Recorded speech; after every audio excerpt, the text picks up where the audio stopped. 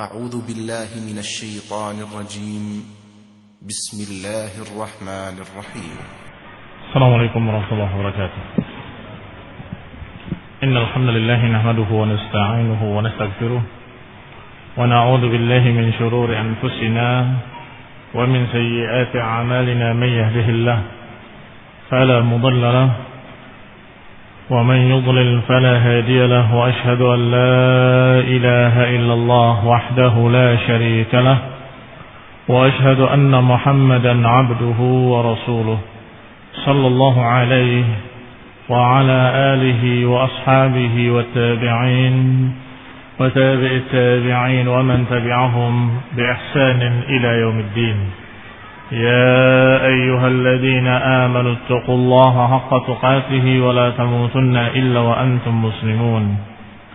يا أيها الناس اتقوا ربكم الذي خلقكم من نفس واحدة وخلق منها زوجها وبث منهما رجالا كثيرا ونساء واتقوا الله الذي تساءلون به والأرحام إن الله كان عليكم رقيبا.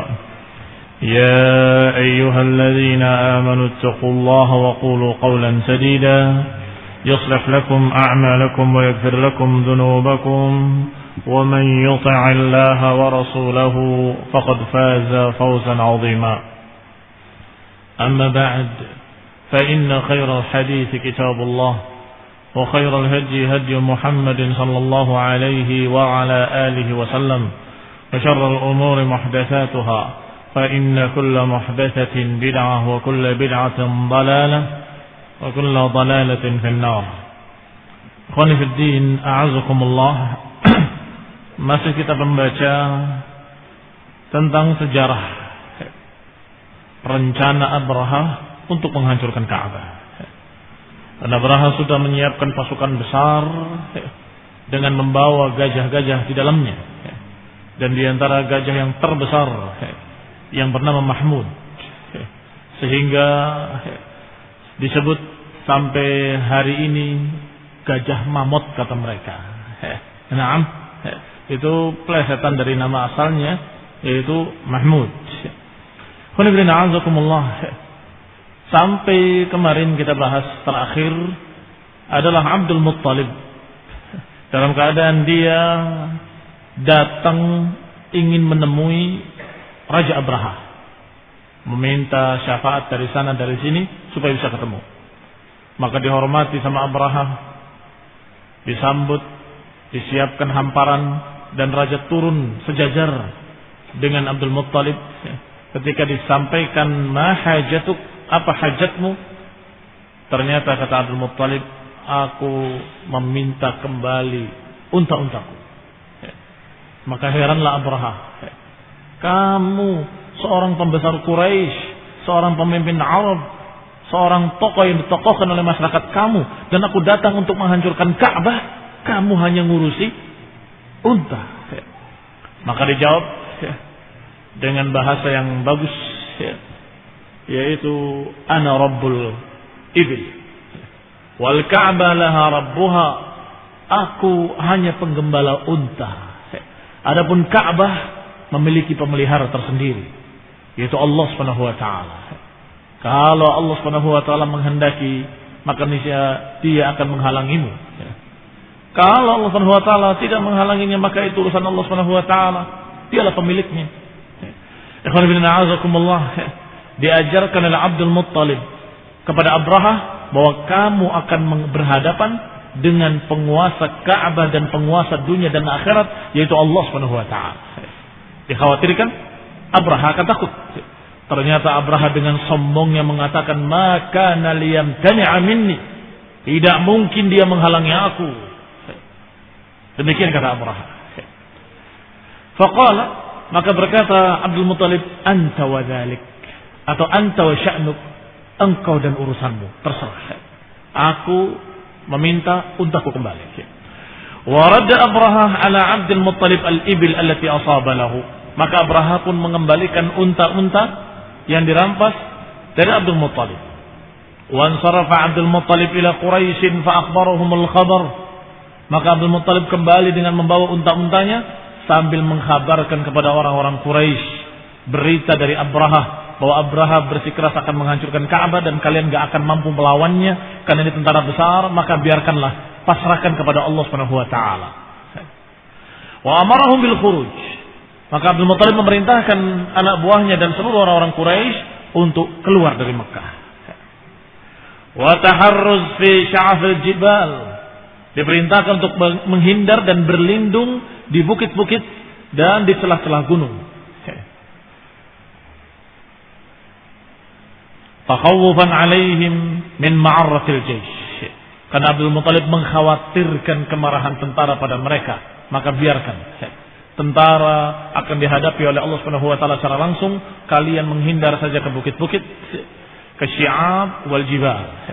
Thumma qama Abdul Muttalib fa akhadha bihalqatil Ka'bah. Kemudian Abdul Muttalib memegang lingkaran pintu Ka'bah. Pintu Ka'bah yang memiliki pegangan yang berbentuk halqah, lingkarannya dipegang oleh beliau. Wa qama ma'ahu nafarun min Quraisy. Dan juga berdiri bersamanya beberapa orang dari Quraisy. Sama-sama berdoa kepada Allah Subhanahu wa taala. Demikianlah keadaan jahiliyah. Mereka kalau dalam keadaan susah, mereka berdoa pada Allah Subhanahu wa taala. Kalau dalam keadaan gembira, kembali mereka kepada berhala-berhalanya. Demikian sebagaimana disebutkan dalam Al-Qur'an dalam banyak ayatnya. Kalau mereka dalam keadaan kesusahan, mereka berdoa pada Allah Subhanahu wa taala mukhlishan lahu din. Tetapi ketika anjahum minal bahr, ketika diselamatkan dari lautan, maka mereka idahum yusyrikun, kata Allah, mereka kembali berbuat kesyirikan. Maka sini dikisahkan bahwa mereka berdoa dan berdoanya kepada Allah Subhanahu wa taala karena mereka memiliki sedikit pengetahuan bahwa Tuhan-Tuhan yang lain Tuhan-Tuhan kecil, kalau Tuhan yang besar yang Maha mengabulkan doa adalah Allah Subhanahu wa taala. Demikian kesyirikan mereka sehingga mereka berdoanya kepada Allah Subhanahu wa taala.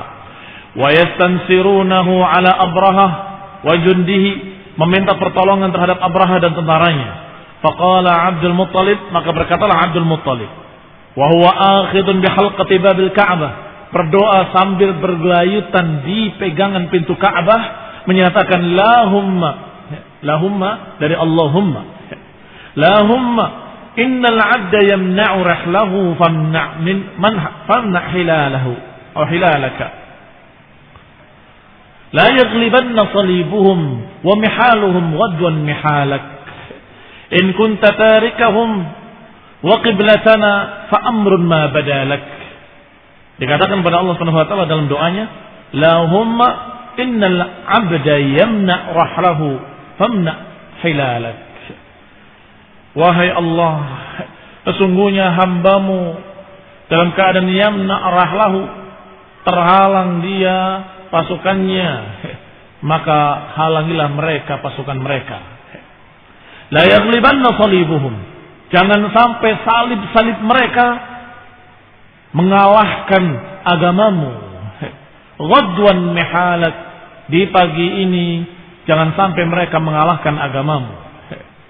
In kunta tarikahum wa qiblatana, kalau engkau membiarkan mereka dan membiarkan kiblat kami dihancurkan, fa amrun ma badalak, maka itu urusan milik engkau.